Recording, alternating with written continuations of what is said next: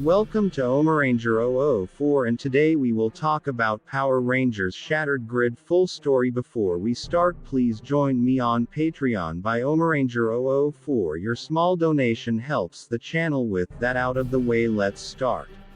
Around 1869, Psycho Green was sent to the Earth's moon under Dark Spectre's orders to free Rita Repulsa from her prison. However, defense cannons placed by Zordon and Alpha 5 shot down his spaceship. Unbeknownst at the time to either Zordon or Alpha 5, Psycho Green and his ship survived, scuttling on the surface of the moon. His ship placed him in suspended animation until it could detect lifeforms for a possible rescue attempt.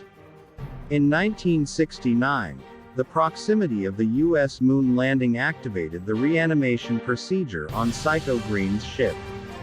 In desperation, Zordon and Alpha 5 pulled together a team from around the world to stop Psycho Green.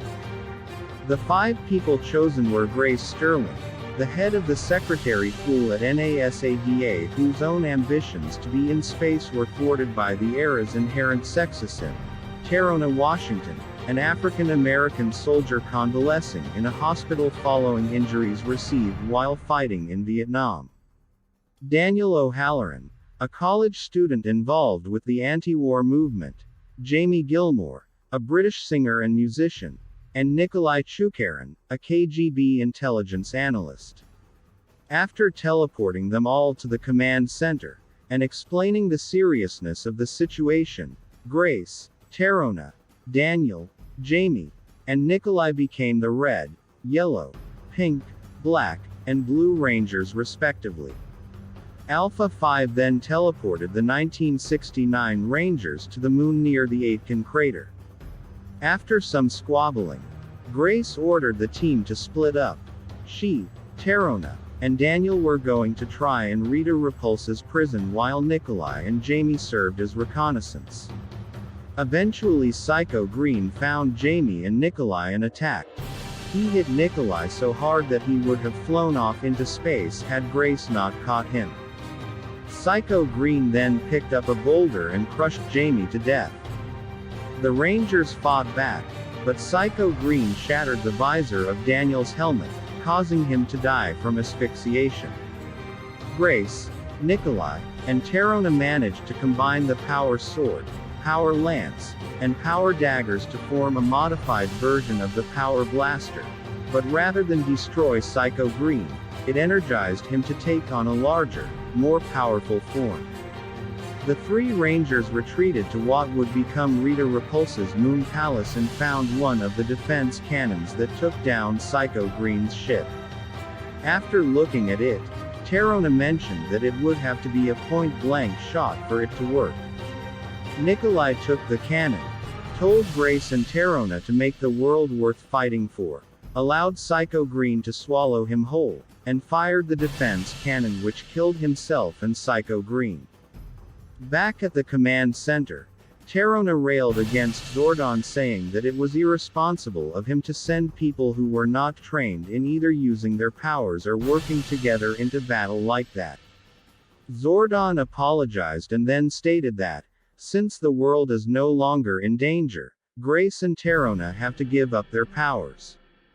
Both were furious, as this means giving up the opportunity to use those powers for the greater good, such as ending the Vietnam War, and end up leaving the command center, with Grace still in possession of Psycho Green's dagger.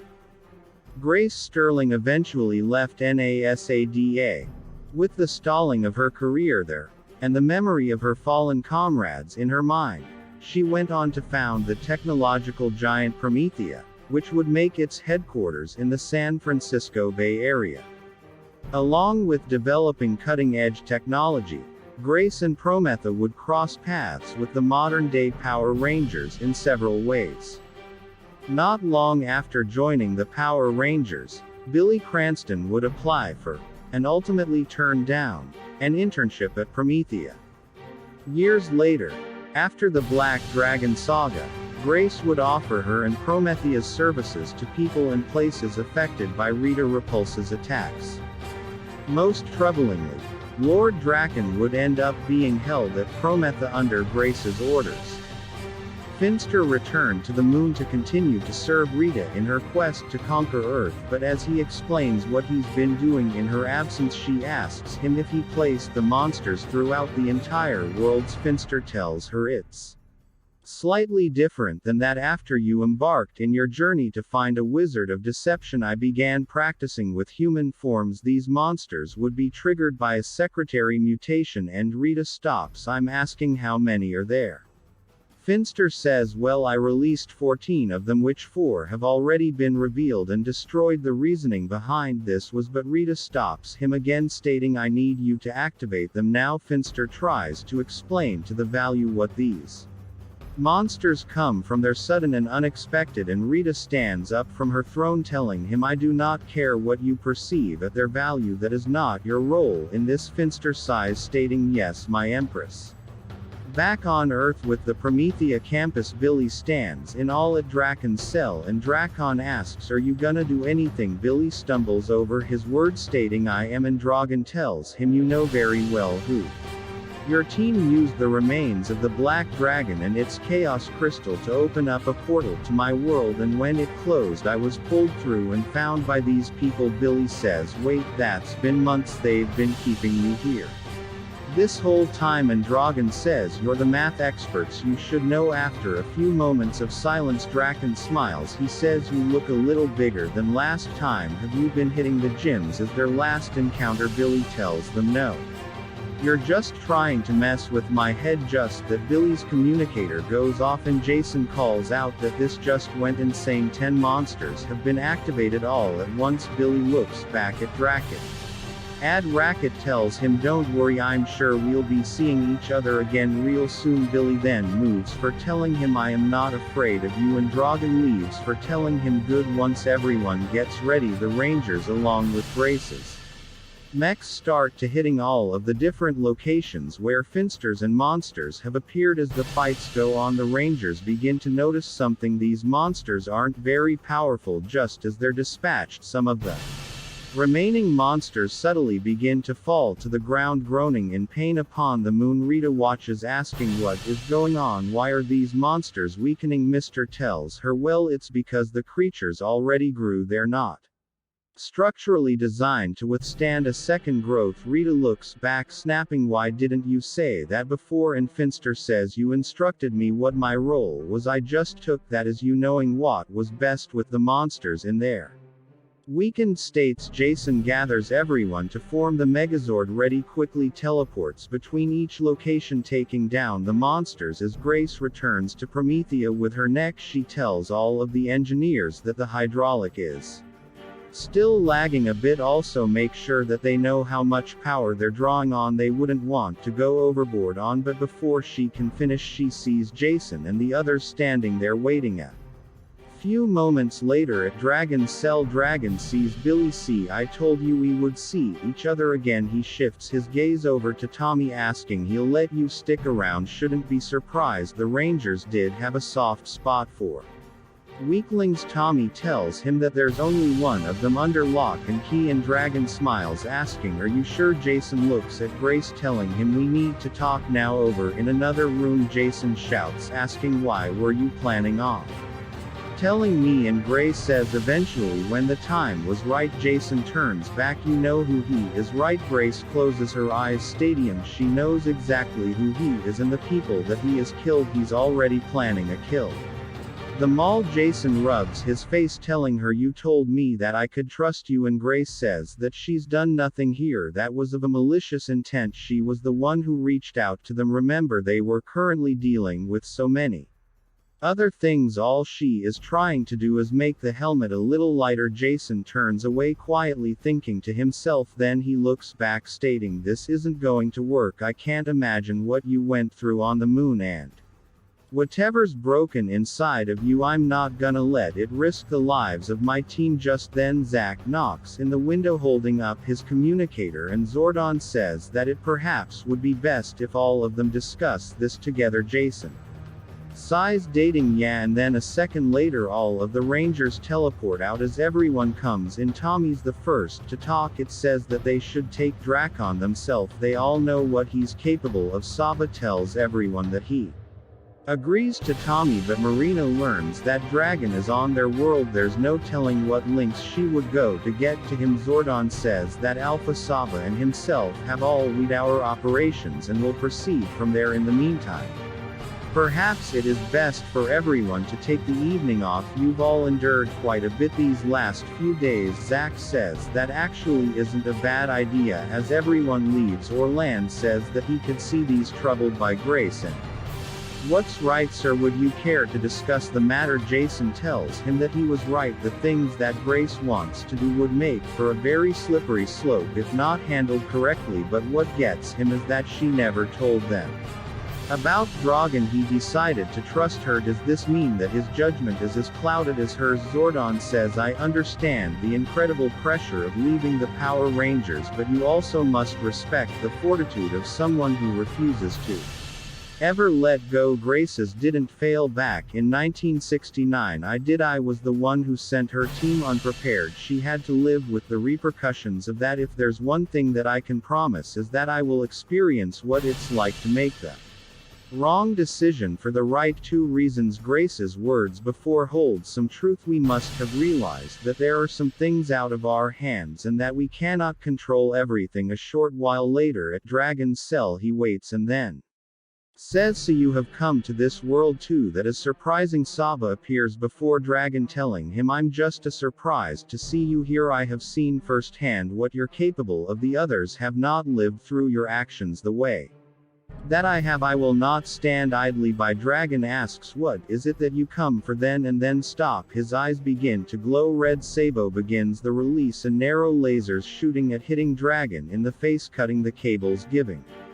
power to the restraints. He then fires again, but dragged it threw off one of his cuffs and uses the other to deflect the second attack as Dragon lunges forward. Saw the hits of again, but then Dragon tells him, you miscalculated. It is not I who will be ending. Dragon Man grabs the end of the saber and rips Saba's head off, throwing it to the ground with no response from Saba. Dragon takes the saber, drawing a circle, staining into Dis Perennial, and then whispers something that Saba's head. A white line shines as a portal opens and Dragon escapes through it. In another time, the Time Forest Power Rangers locate a fracture in time, and they see that this occurrence is not limited to just their timeline. As they get closer to the fissure to try and stabilize it, this allowed for coma as that split gets bigger and something shoots out. The impact of the blast launches 3 of the Rangers out of their swords, and they're instantly disintegrated by the tear. The Red Ranger West calls out to his teammates, and the Pink Ranger Jean yells, the fracture is growing. She says that if they don't stop this, it's going to overtake everything.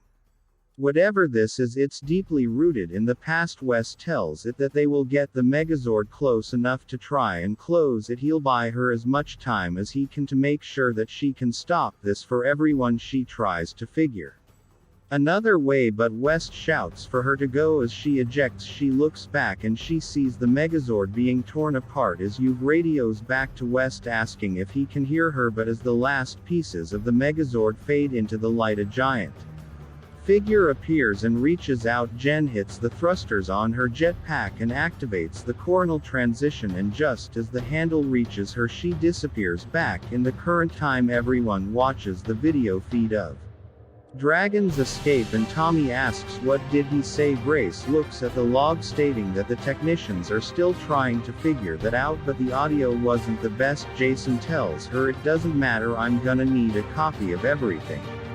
Grace then says whatever Promethea can do to help, and Jason cuts her off, telling her, no, you took Dragon prisoner and you kept him from us. On top of that, you let him escape. Grace tells him that she's sorry that they weren't better prepared for the teleporting saber, and Jason tells her, exactly, if you would have been honest in the beginning, we could have avoided all of this. She folds her arms and says that there's one more thing. Before Dragon left, he took something with him, and another time's racket cuts through a spirit, and Ninja tells him, impressive, no one has ever completed the trials so quickly. Dragon and stands back up and says it's Because there's no one like me, and Jorah asks, do we know each other from the future, and Dragon tells him not only no but we're friends, in the future you're instrumental in giving me my powers in making Saba. Dragon reaches into his bag and he takes out his morpher at his power coin, stating that there's been a great war brewing and he is the only one who has ever truly mastered the power coins, so please to the greater good make me whole again. Back in the current time at the command center, Kim asks why would Saba go after Dragon in the first place, and Zoran says that he cannot say for sure, but it would seem that he chose to spare them from making a hard decision and eliminate Drakkit. Before he could pose any more threat, Jason looks at Trini and says we still have all of the Black Dragon parts, and Trudy says that they're pretty fried after opening up the portal the first time, but they do still have them. Jason tells her good, we should try and figure out a way to get the green chaos crystal working so that we can reach out to the Coinless and warn them. Tommy then says they should probably tighten security here just in case, and Billy asks can we add a secondary defense shield specifically for Dragon's energy signature. Zordon says that would be a wise course of action, but it would take some time to prepare. Jason looks back at everyone, telling them you all have things that need to be done, but we need to wait. Everyone is going to keep the communicators closed. Back in another timeline, Ninja reconstructs the morpher, stating that whatever the device that was used to disable his powers did survive, corrupting large sections of the energy signature. It will take some time, that after reshaping the signature it should work, which also isn't a bad thing considering the powers here were forced together. Dragon tells him that his future self made it in a last-ditch effort. There was a war and I needed additional firepower. Ninja asks did we win the war, and Dragon says so far yeah. After Ninja is done, he hands Dragon as morphered. He asks why not give it a try. Draken then hold that as more fur and shouts Black Dragon, and a flash Dragon's armor appears around him. He falls to his knees, stating it feels weaker than before. Ninja tells him it will pass with time. No room has been prepared in the temple. Dragon stops him and stands up, telling him that won't be necessary, you were always a fool, however your story isn't ending here and endure. Back at the current time, Billy look over at the Black Dragon equipment, trying to figure out what they can do with it, but they both come up with nothing. Billy sighs, stated that he just can't get anything out of this crystal, and Trini tells him how about they take a short break and get some coffee. Coffee fixes everything. As the two of them walk away from the shadows, Dragon walks out and smiles as he picks up the green chaos crystal. Meanwhile, in the city, Kim and Tommy leave the theater and Kim laughs, stating that is kind of nice to see other people save the world for once. The two laugh as they walked on the street, and Kim says that she knows it's a little weird, but have fun with everything that's going on, but if we're going to beat him whatever game he's trying to play, they're going to win. And Tommy smiles, telling her yeah I believe that too. As the two reach the corner, Kim tells Tommy that she's had fun, it was a good first date for sure. Tommy leans in for a kiss and Kim says she wants to take things slow if he's cool with that. Tommy nervously backs away, stating totally, maybe we should do this again, and Kim tells him definitely talk to you tomorrow. She walks away. She tells herself that was stupid, she should have kissed him. She wanted to kiss him, but after thinking about it and deciding that she should kiss him, she turns back and she calls out to Tommy. However, when Tommy hears his name being called, it's not from Kim. He turns around to see it's Drakon and he stabs Tommy in the back. Dragon holds out the green chaos crystal, stating that it's so much more effective to just supercharge this thing at the source. Now do you see, it's like I said, when it matters most your friends will not be there for you. Tommy. Kim turns to the corner, screaming out for Tommy, suiting up, firing arrows to push Drakon away, and his dragon turns back, charging at her with a saber race. He says you have no idea the mistake to you just, but before he could finish a pink explosion and the Power Ranger from the Time Force Jen appeared, shooting at Dragon. Kim asked to, but Jen shouts there's no time, start firing at They begin to push Dragon back. Dragon turns, holding out the Chaos Crystal, stating home. The portal begins to open up and Jen then asks where could he f, and Kim shouts it doesn't matter right now, Tommy needs our help. She lifts Tommy's head and he tells her it's gonna be okay, and as he closes his eyes his breath gets a weaker. Kim grieves for him to stay with them, but then she doesn't feel a pulse. She looks back at Jen telling her to do something and Jen tells her it's too late, he's gone. Kim shouts into her communicator yelling for help. She looks back at Tommy stating please don't be God.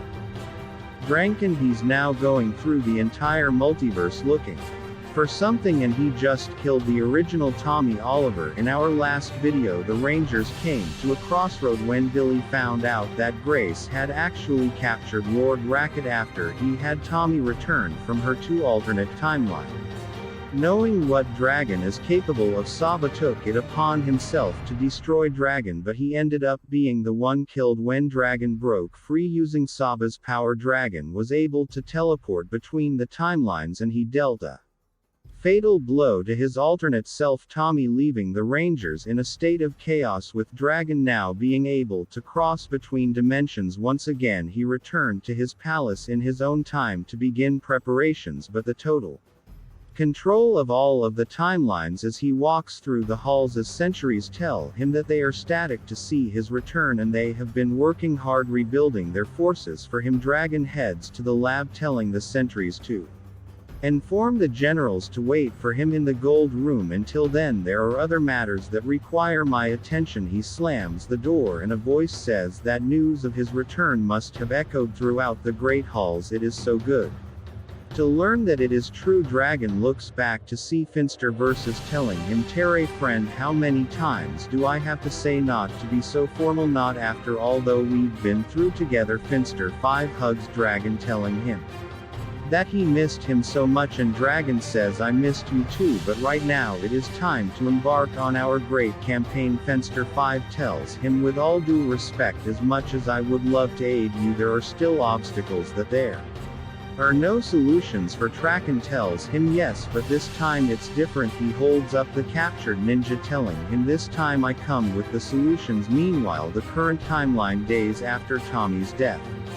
Everyone gathers to mourn for the loss of Tommy Oliver. Billy works with the courage to give a eulogy praising Tommy for how he always put his friends first, but they all knew that he had a pain deep down inside, and what Billy couldn't say is how he and the others worked tirelessly to try and bring Tommy back. That night Zordon told everyone that he is there, heartbroken to tell them that Tommy is indeed gone. Alpha 5 attempted to bring Tommy back with the morphing grid, but it was unsuccessful. As the days leading up to Tommy's funeral begin to pass, there were many struggles. The night that Tommy's mother was informed of what happened the day that Jason was given Tommy's armor, the news spreading throughout the school at the loss of one of their classmates and his Tommy's service ended. Jason tried to speak, but he ended up leaving on his own. After a few moments Zach followed, and as Jason tries to speak again he cries, grabbing a hold of Zach. The two console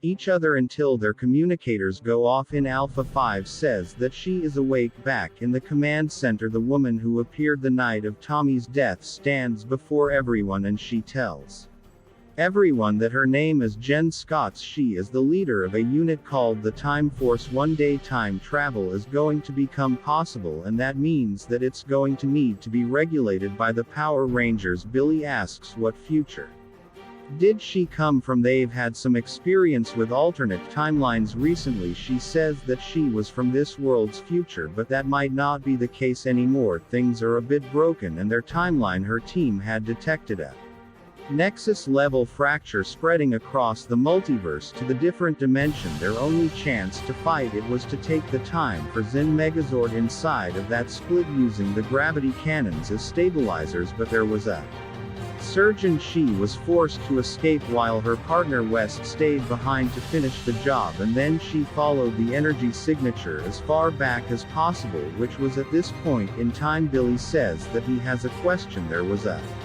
Mention of how things are broken. What exactly does that mean? She taps a button on her wrist telling him that she shouldn't be showing them this, but times are dire. A holographic screen opens up displaying the timeline as it should be.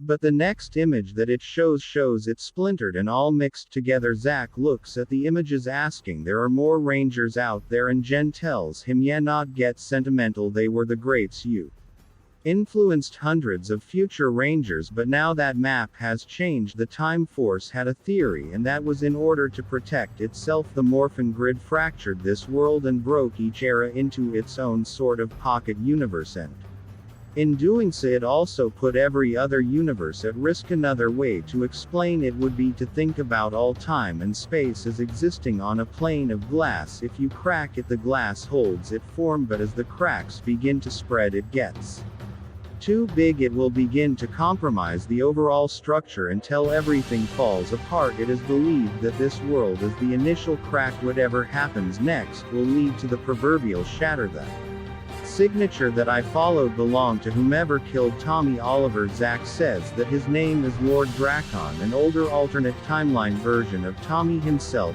Kim says that if she can travel through time, could they go back and save Tommy, and Jen tells her that's not really how it works. Now that the timeline is broken, that moment is the furthest that she can go back. What happened up until then is now locked in place. As much as she hates to say it, while they're grieving, they're gonna have to work together and stop Drakon. It's too powerful to be left alone. A short while later, Billy finishes with his final adjustments and says that should do it. He begins to get up, and Zack asks what exactly, and Trini tells him that before Dragon stole the Chaos Crystal, Billy and her were working with parts of the Black Dragon Zord. While Jen showed her the map of the timelines, it gave him an idea. It goes on stating that the Time Forest technology is tapped into temporal energy, which doesn't really help them now that the timeline is broken. However, with some adjustments and thanks to Black Dragon tech, that should change. They may not be able to go back in time, but they might be able to go to different universes. And just then the alert goes off, and Jen says that it's Dragon, or at least his energy signature, but it's not coming from this world. Jason asks Alpha 5 if you can get to where it is with the new adjustments, and Alpha 5 says yes, I can teleport you all now. A few seconds later, the Rangers all teleport to the Samurai Rangers universe to see that their Shiba is already under the control of Dragon's forces. Zack Shada, they have to do something with Jason, grabs him telling him wait, he just took down an entire team of Rangers, we need to be smart about this one. Jen checks our scanner, it says that there's someone still out there, and she's right over there. And over in the lake, the Red Samurai Ranger Lauren surfaces when a Dragon's Black Ranger Centuries then spot her. The Century shouts to hit them with a dragon cannon, and then everyone is hit with its blast as the Rangers' powers are being stripped from them. Billy uses the Morph EMP, but it doesn't strip the Centuries of their powers. Trini, because they ask who are they, and Jason yells, oh, there's no time, we got to get back. While all the Rangers all return to their current time period. Back at Dragon's Castle, Visitor 5 finishes setting up the Summarizer, stating that this will not be a pleasant process. Dragon tells him that he understands when it'll be worth it. Activate when ready. Finster flips a switch and the energy begins to flow through Dragon, lighting up the room. As it fades, he looks at his newer and improved armor, telling him I can feel the strength. Finster 5 tells him it's remarkable, the process worked better than anyone could have imagined. Dragon that asks what about the other Samurai's heirs, and Finster 5 tells him it won't be necessary thanks to Ninja, or all we need is one more fur from each set of Rangers. Putting any more than that will become unstable, but it doesn't mean that we can't use them to form a Century army. After all, we have so much to conquer elsewhere. In the castle, a group of Dragon Centuries gather, and one says that the prisoner that they have is a real tough one. He didn't say a word. The other tells him of course he's the leader of the Coinless, and then another voice calls out that they just need someone who knows what they're doing. The Red Ranger Centuries pass the group, telling them that they are dismissed. Leave this one to us. As a Century walks In the coinless, Zack asks one no more minions. Bringing out the big gun, Sentry tells him that there's going to be some listening. The Sentry takes off his helmet in skunk from Bulk, and Skull tells him you're going to realize that it was old Skull here risking his cover back at the current day command center. Lauren explained that those forces just marched up into the Shiva house, and before they knew it they had taken down their defenses. Jason asks two dragons say anything while he was there, and Lauren tells him that he just said he was going to destroy them all. They had these weapons that warped their powers somehow. It was pain that she had never felt before. But where are her friends?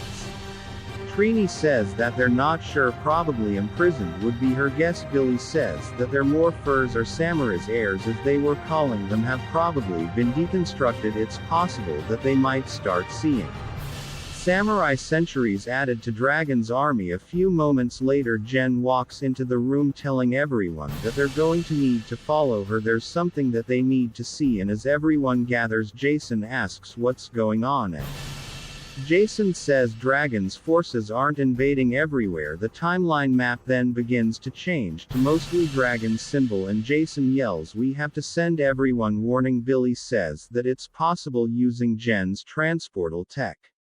Patched through the teleportation system, they should hopefully be able to transmit a signal across the grid. After Alpha 5 makes the needed adjustments, order and calls out to all of those that can hear him. His name is Zordon Aval Tar, and he has come from across the grid with a warning. A great threat is upon board. Rakan and his armies are growing. They have found a way to target Rangers, and with their Black Dragon cannons they can disrupt anyone's connected to the morphing grid. Lord Dragon plans to conquer and steal them Warfurs to add to his army. This is a time of great uncertainty. We must stand together and if possible aid each other. As the transmission ends, Kim asks if they think that anyone heard it, and just then a message comes through asking if anyone can hear her. Jen calls out that this is Time Forest Ranger Jen Scotts. Who is she? Speaking to the woman on the screen says that her name is Dr. K. She is the creator and curator of the Ranger Operator program based in the city of Corinth. Their city has been under attack for the past 8 hours, and her Rangers have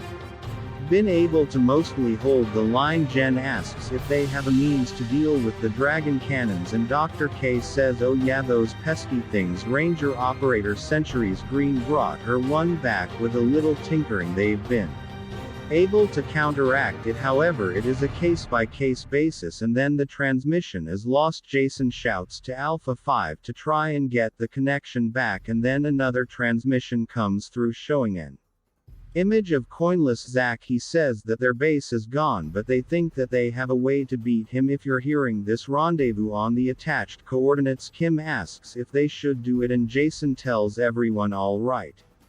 Here's the plan. Billy's a Catron. He will head to the cornice at the coinless left in Dragon's World. Jen and Kim will try to locate more signatures like they did with Lauren. Lauren and I will go to Corinth and make contact with Dr. K. That way we can work on all three things at the same time while the Rangers head out back in Dragon's Castle. Dragon sits at the command post looking at the red Z, and eyes are crystal from way.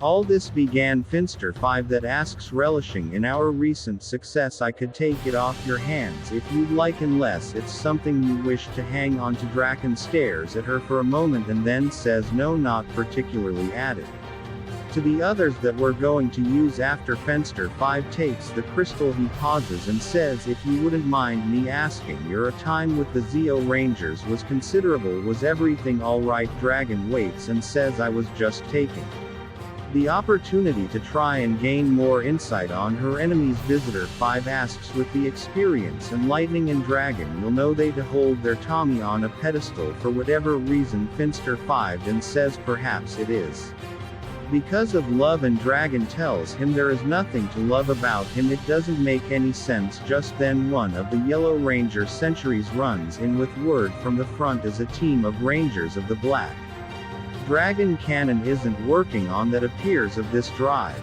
K that he tried to recruit made a breakthrough track, and it gets up from his throne stating, it doesn't matter, I will bring the reinforcements to Corinth myself. Right After the next power transfer, meanwhile elsewhere and the ruins of the juice box, Zack, Trini and Billy teleport in on Dragon's world, and as they look around, Trini asks if is the right place. Billy picks up the old sign stating that this is the coordinates that matched the data, and a voice calls out to them telling them that this is the right place, but when everyone looks back they see Coinless Zack and his team. Coinless Zack then says that Dragon kept this place standing like it was some sort of trophy. Coinless Trini runs up hugging Billy stating that he's okay, and Zack then asks where is everyone else. Coinless Zack then says that this is all that's left after their Billy and Tommy left. The war kept on. Scored Pina led the charge and they were nearly wiped out. Coinless Trini then says then they managed to get out thanks to Skull. Without him they have no chance. Skull steps forward stating that he's been working undercover in Dragon's army for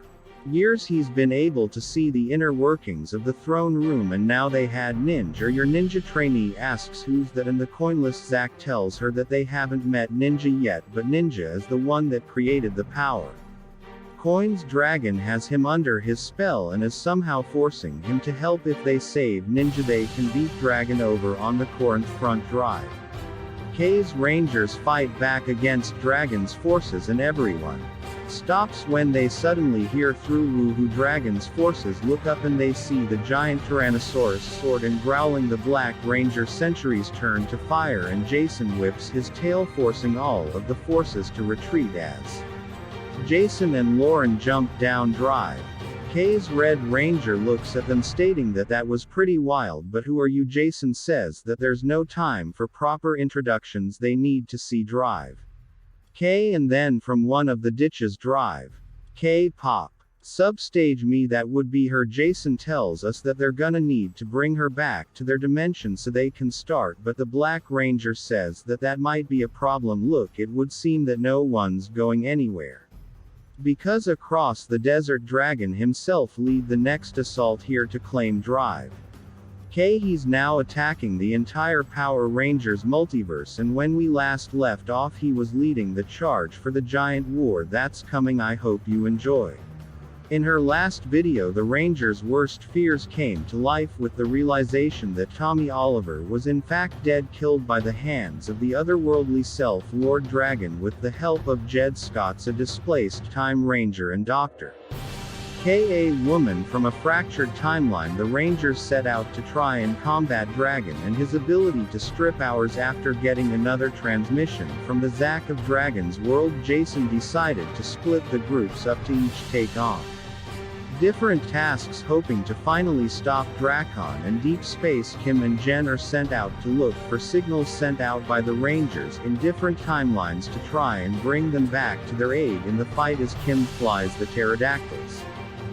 Jen grows in pain and Kim asks what's wrong. Jen tells her it's nothing serious, just a headache, and that's to be expected with time travel. Her body is just coming to terms with the deep oral paradox of being here. Her memories are reconciling, kind of feels like jet lag. Kim's eyes that says that she's glad that she doesn't have to time travel, but all that having your memories rearranged, that's a regular thing if you're feeling the effects of it while being here. Doesn't that mean that things can still be changed? Jen pauses for a moment and then says that she knows that she's hoping for a miracle in bringing Tommy back, but what she said before is the truth. They cannot go back and save him. She also says this a personal experience. Even when miracles happen, they aren't always so clean. When her fiancé Alex came back, it didn't just fix everything, he was different in little ways. They were never quite the same, they couldn't be the same. Kim then says that if they stop Dragon and her team does come back, she's worried it's going to be like Alex all over again. Then looks at Kim without saying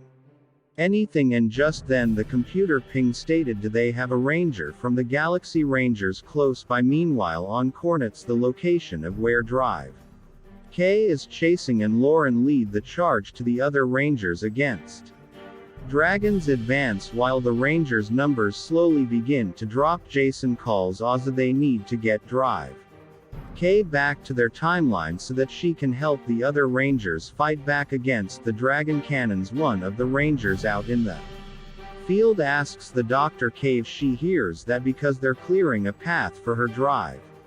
Kay works on Lauren's more for stating that it's not going to happen if Jason's correct, then this show of force proves Dragon fears her. She hands Lauren back her morpher and says, "There you go, your powers are officially war-proof." Back in the field, Dragon's forces slowly begin to surround Jason and the others, but Lauren uses her powers to glow through the entire group of sentries.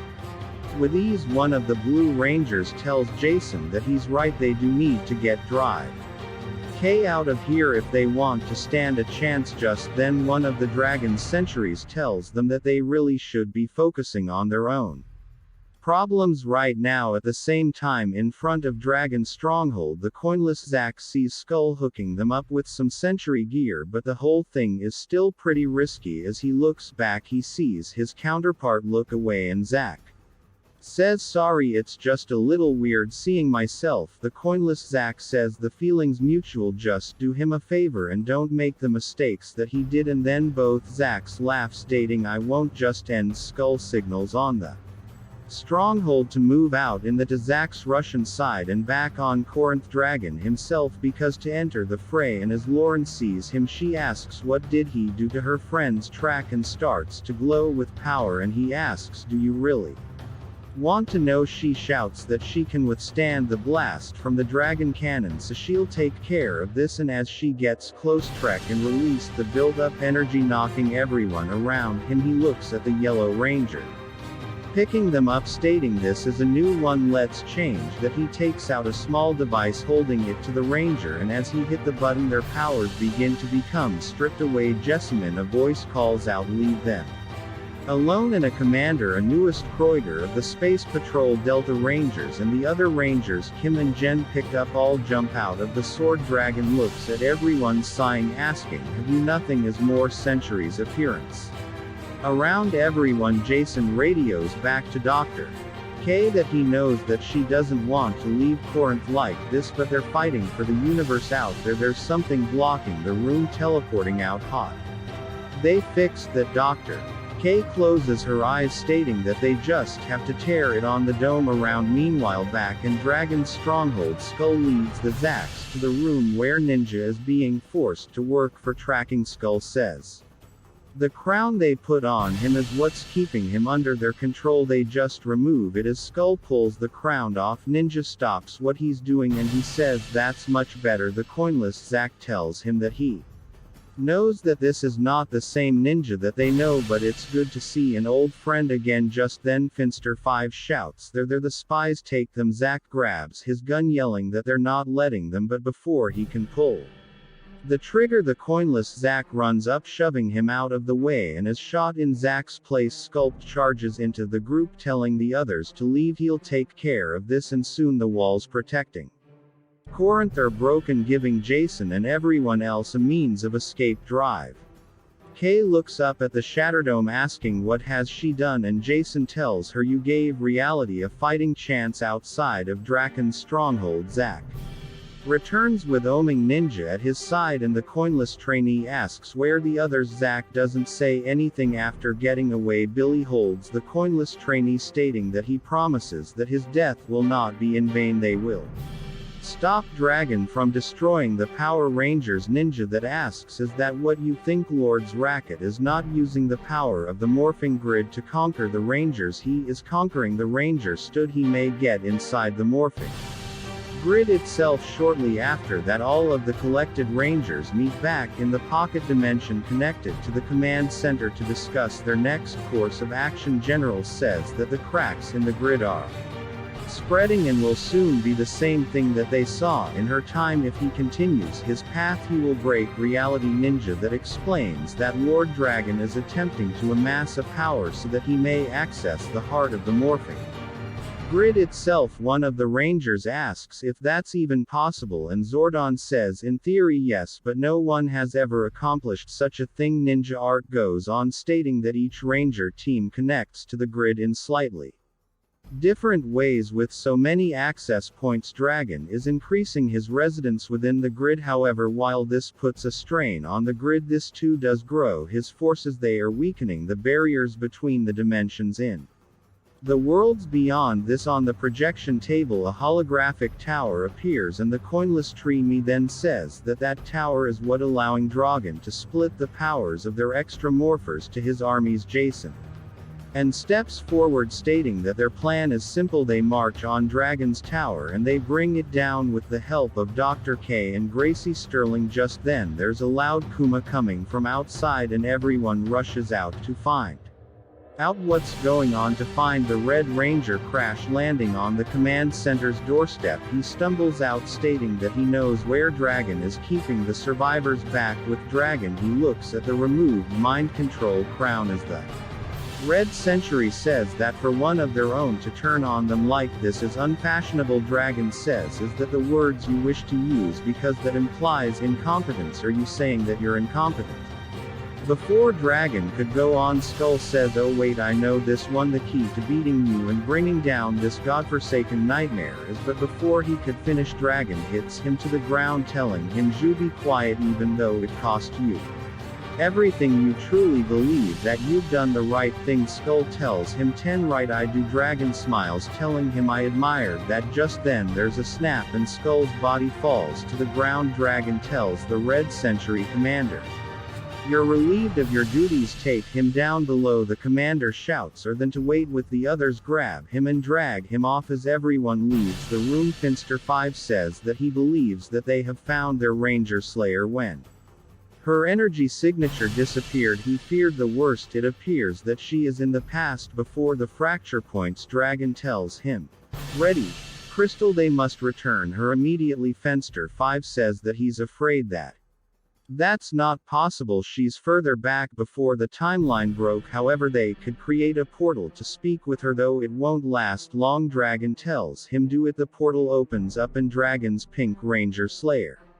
appears of the Dragon calling out, I've been searching for you. The Ranger looks back staining Fenster 5 sent me on a mission to save him, but the Rangers of this time are foolish. It was my intention to use their trust to find a way to return to your side. At Fenster 5 looks at her and he quietly says there's something different. She's morphed but she doesn't have her bow. Dragon hears this and that asks where is your bow? Ah, your mind is clear once again. Disappointing, the Ranger takes off her helmet stating that when she returns she will kill him, and Dragon asks if I believe that what I have let you live you can do nothing. As the portal closes, Dragon says goodbye Kimberly, I will miss you. He then looks back at Finster 5 stating we need to move quickly, we can't risk her doing. But just then he falls to his knees and Finster 5 runs over stating your body is being torn apart, the strain from so many different power signatures. Dragon pushes him back telling him they have ninja, which means we must assume that they know what I'm up to. We must move quickly to amass the other morphers. Finster 5 says that without an enjoy's help I'm afraid the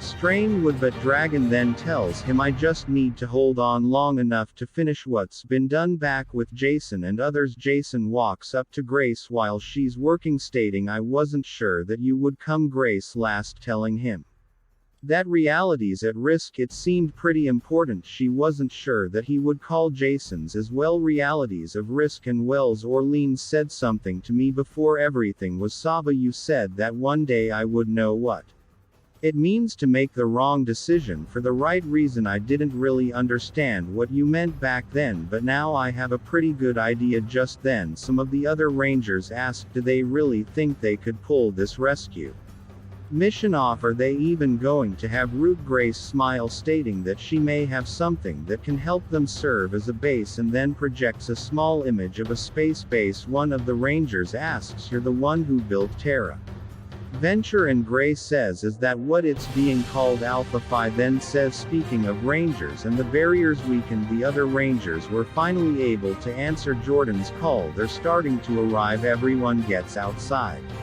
and Zack says that he thought that people were supposed to be coming in, and Alpha says my readings did say that they had arrived. Training and shouts for them to look, and suddenly the sky is filled with bright lights. As the lights hit the ground, dozens of Rangers step forward. Zack says they're going to need a bigger room. Kimberly says what are they going to do when they bring Dragon's tower down? Sure, taking down the tower would be great, but what about him? Saran tells Her that she's correct and the time that he's had to think the solution may have been found. A short while later Zordon and Kruger lead down a hallway and Kruger says that he's really hoping that he's certain about this. Zordon tells him that he must have faith, after all Rita may be our only hope.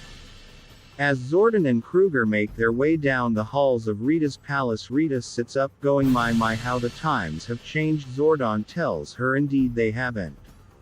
Kruger tells her trust us, you were not our first choice. Rita smirks stating yes, who do turn your snout up in my throne room, most wise decision donkey. Zordon tells her we have come here today because of the current threat that affects all of us. Lord Dragon's methods continue to put a massive strain on the grid. If he has not stopped, all of existence will soon come to an end. Rita looks at her nails dating and you would think that I'm scared about a Power Ranger, much less one ending reality. You are more foolish than I thought for the last 10,000 years. Zordon then goes on stating Draken has become increasingly more powerful, his original powers still root in your magic, or at least the magic of his freedom. Repulsive Rita asks what do you mean by that, and Kruger tells her it means in my world he killed you and sent the Black Dragon Zord hero, or did you not know that? Rita stares for a moment and Zora and says we have known each other for over a millennia. I would not be here if there is any other way. For the fate of reality we need you to do what no one else has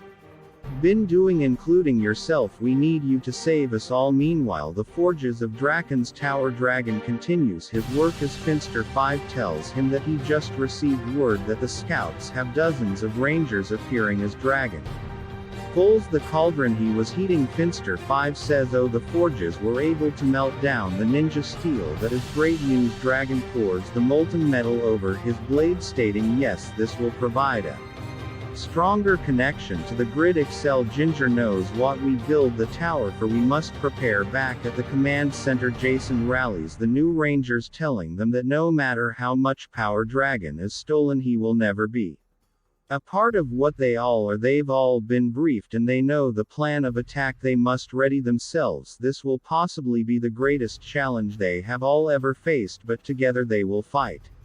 Whether they stand or whether they fall, they are Power Rangers. With one bellowing cry, all of the Rangers in the crowds throw up their arms shouting Power Rangers as everyone begins to get ready for their final battle. Kim tells Jason that was a pretty awesome speech, and Jason last dating thanks Lauren helped me write it. He then reaches behind stated that he would also like her to pilot the Megazord. Kim asks how could she do that, it's currently in the Dragon Zord battle mode. The pterodactyl isn't even a part of it. Jason holds out the dragon dagger and as she sheds a tear she takes it, giving her the dragon armor. With everyone ready, the Rangers teleport to Dragon's End Moon Tower and they quickly see that Shrekken has already amassed all of his forces ready to stop them. Jason looks out asking Lord what does she think, and Lauren asks what do you really want to know. I was thinking that no matter how this goes I'm really glad that we got to. But before she could finish it, explosion goes off throwing everyone to the side and Jason shouts to everyone suit up, has everyone ready, as the other Rangers all yelled ready.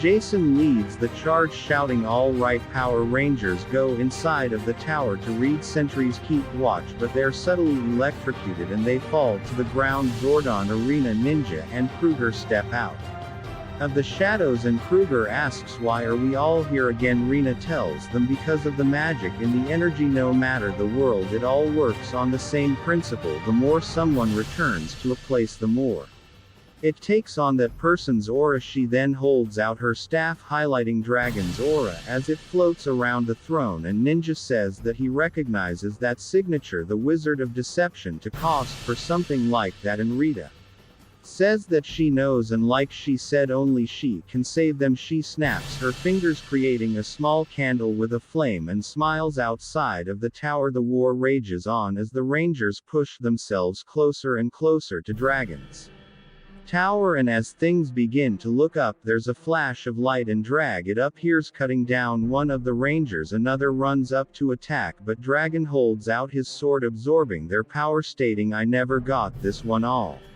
Of the Rangers begin to charge in and they all begin to hear a loud scream as dragon swords begin to fly overhead. One of the Rangers in the Megazord calls out for everyone to watch out, but the dragon lowers its head, eating one of the Megazords completely. Another group lunges in at Dragon, and as they get close, Dragon releases a pulse of energy knocking them all away, and it begins to absorb all of their powers. Kim calls out the dragon, and when he looks back she tells him absorb this, and she fires a string on her bow, firing the dragon dagger into his chest as he absorbs it, but he brushes it away, stating that she just landed her best shot and it still wasn't. Then he begins to groan and he falls to his knees and he sees his armor is starting to crack and he asks what is happening. Kim runs towards him and Dragon teleports to his throne room, only to be greeted by Rita's voice telling him, "Oh, well, I would offer you a seat, but clearly I'm in it." Dragon tries to get up, asking what did shoot you, and Rita says nothing that's special, just lit a mystical candle with a little spell. "Oh shoot," Dragon coughs while laughing, "so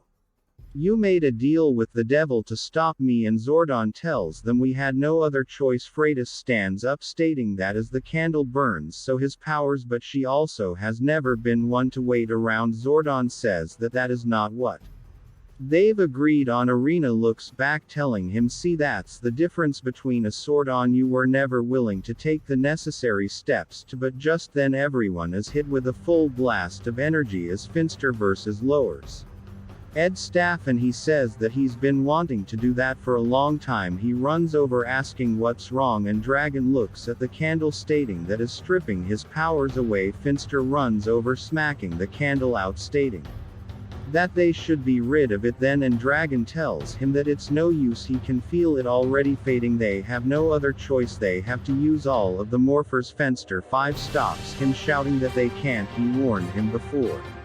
Using morphers already used will be an incredibly unstable situation, and he cares for him too much.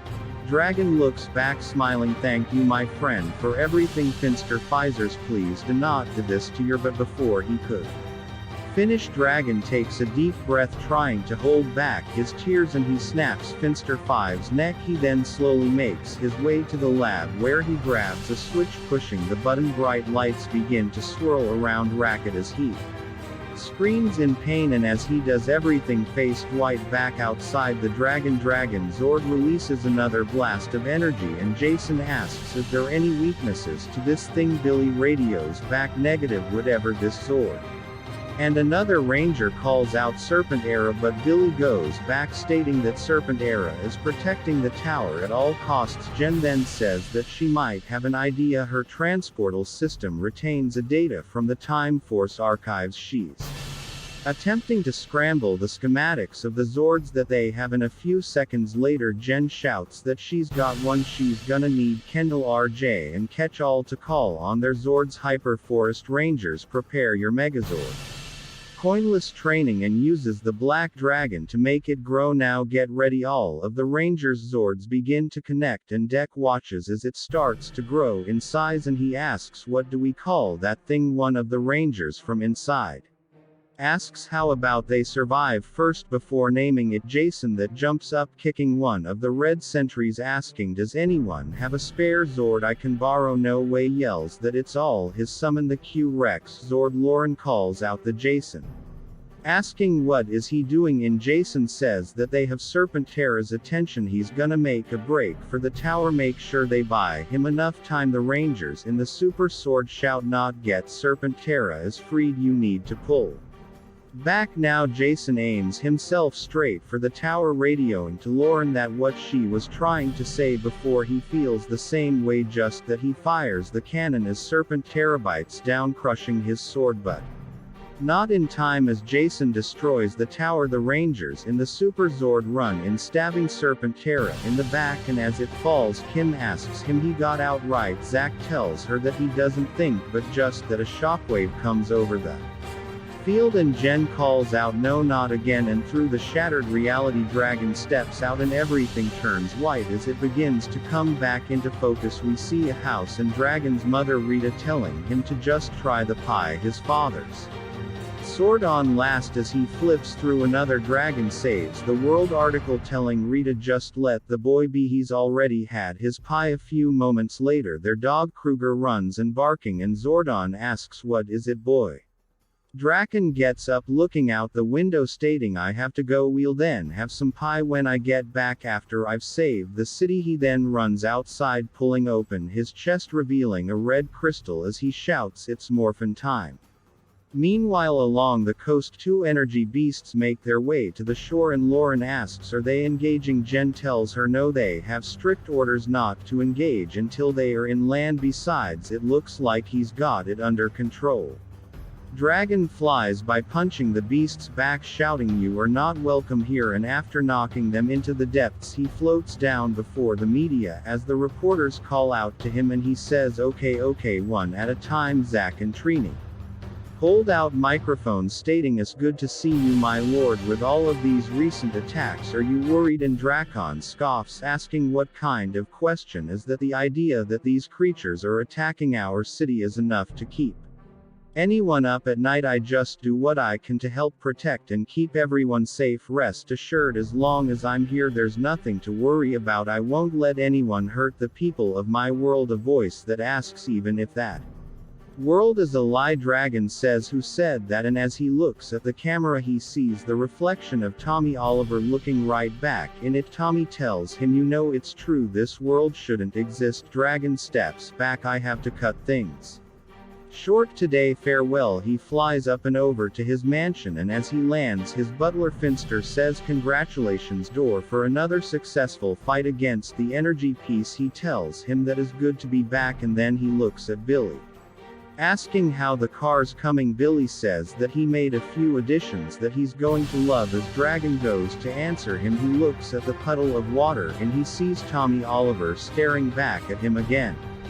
The very same Tommy Oliver that he killed at the beginning of the Shattered Grid storyline. Just then Dragon calls back out as more energy beasts are attacking and he flies by the glass buildings with Tommy asking do you really think that this place would be enough, that somehow you would feel whole? We both know that it can't, you can't, we both know the truth. Dragon shouts I am God, maybe this is a blast, obliterating the energy piece. As Dragon pauses to take a breath Tommy tells him you're a god who gets winded, you're never supposed to have this much power, no one was. Draken says I'm different and Tommy says yeah you were, and we both know why. We know what you saw in the green chaos crystal all those years ago, the vast multiverse, so many Tommy Olivers and everyone that you saw. Tommy Oliver was good, that is in every world except yours. Dragon brushes him off stating you're not real, just another example of the weakness I have overcome. Tommy stops, I'm stating the weakness that drove you to kill every version of yourself that you could find. You did it so that people here would worship you. Dragon covers his ears shouting you're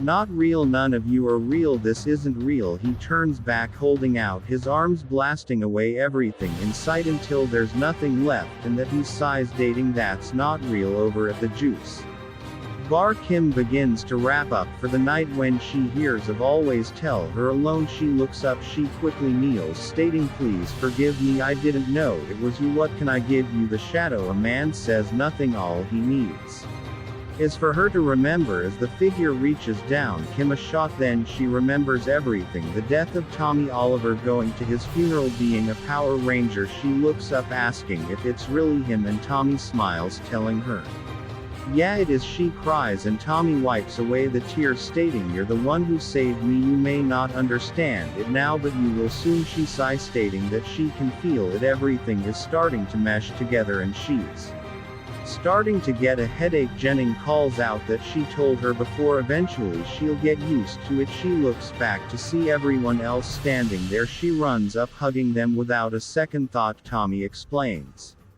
that it was Kimberly, Heart of Dragon's world, that saved them that night. She shot him with an arrow that contained a shard of the Chaos Crystal. He didn't understand it right then but he knew that everything was going to be alright. He was pulled away, his very essence taken outside a time and space. He was everywhere and nowhere, a viewer unable to do anything but watch. He judges the counter in front of him, tells her that is until I met these Other beings images of different colored rangers all with their faces and figures changing. Tommy says that these are the emissaries, they represent the morphing masters, and once they regained their power I was able to connect them all to the morphing grid. The Red Master says Zoran of Eltor spoken, highly pleased to meet him. They are the grids of last line of defense. They could not anticipate such an attack track and gained access to one of those powerful objects in all existence. The heart of a master with a dragon took all of the universes across the multiverse and destroyed them, and in their place he created this world. Tommy goes on stating that dragon is the power of a god with the mind of a man filled to self-doubt and self-hatred. The energy beast attacks are those thoughts of self-doubt manifested. They must pull the heart of the master out of dragon's chest so that thing can be undone. He knows this is a lot to take in and he can't do this alone. Jason tells him to just stop. He knows that he's never been alone. Just tell them what they need to do and they'll get it done. Tommy last dating, haha. Missed you guys. Tracking doesn't know what's going on yet. We did you take advantage of before he could finish as an explosion from behind a dragon shouts, I don't know how you survived, but I will make sure that this death is much more painful this time. Tommy yells, the heart is the key, pin him down, we got this. And dragon tells Demay of gods, you will kneel before me. You failed when I was a man, how can you possibly stop me now? If he goes to blast everyone away, but as he focuses on Tommy blocks it, stating, I'm going to assume you didn't hear about it yet. I made some friends. Just then Tommy is hit with a green beam and he calls up the Jen and Lauren to hit him with everything the swords can handle. Dragon jumps up towards the two of them shouting, well, I'm coming for you, and Tommy calls out, no, this ends now. He reaches up for the heart and everything fades to black, and Dragon asks, where did my powers go? Tommy tells him, we're both the control of the heart now, equal power, which means no power at all, just us. Dragon charges forward, kicking Tommy in the chest, stating that was a big mistake. He kicks Tommy down, telling him, you're weak, vulnerable, and disgrace. What, can't you just die? Tommy laughs and leans up, catching Dragon's punch, telling him, because they're stronger than you had the upper hand, but here we are. As the shadow world fades and cracks begin to form in reality, Jen says they have to go, the world is falling apart, and Dragon sits up asking, so this is it, you would destroy what's left of existence simply to keep me from what I'm destined for? The emissaries open a portal, calling everyone to hurry, and Tommy hold out his hand, stay tuned, benefits of really him, he knew that there was always hope. Draken looks at Tommy's hand and he turns away. She was seen to stay in his world as it falls apart. As everyone runs to the portal, everything turns white and Zack asks, are we dead now? Billy says, no, this is the morphing grid, isn't it? The Red Master says, a form of it, yes, but now that they have the heart back, it is possible to undo everything that Dragon has done and put things back to the way they were before. Trinus, his weight before, wouldn't that mean? And Jen tells it, yeah, you won't remember. Zack then asks, what about the coinless? What about Dragon? Does he go to reset as well? And the Blue Master says that the existence would be returned to its original form as best as it can, though some changes may be inevitable. The multiverse has been broken apart like a shattered pane of glass. It will never fit back together the way it was originally. Kim says you can never truly get back what you've lost, and Jen tells her now she's starting to get Lauren that says everything that they've been through, fought for, sacrifice, and Jason tells us that that's not why they're Power Rangers. They were chosen because they put others above themselves to make the hard decisions, but they're good of all.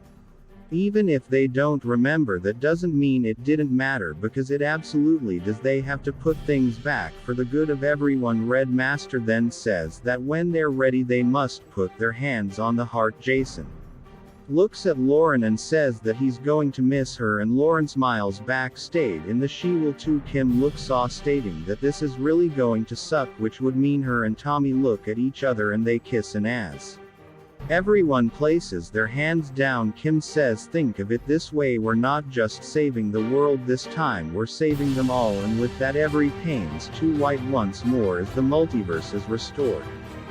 Check out one of our newest videos right here. Plus, Even more videos about your favorite comics, movies are coming soon. Join me on Patreon by Omaranger004. Your small donation helps run the channel. Subscribe to our YouTube channel and hit the bell so you don't miss a single one.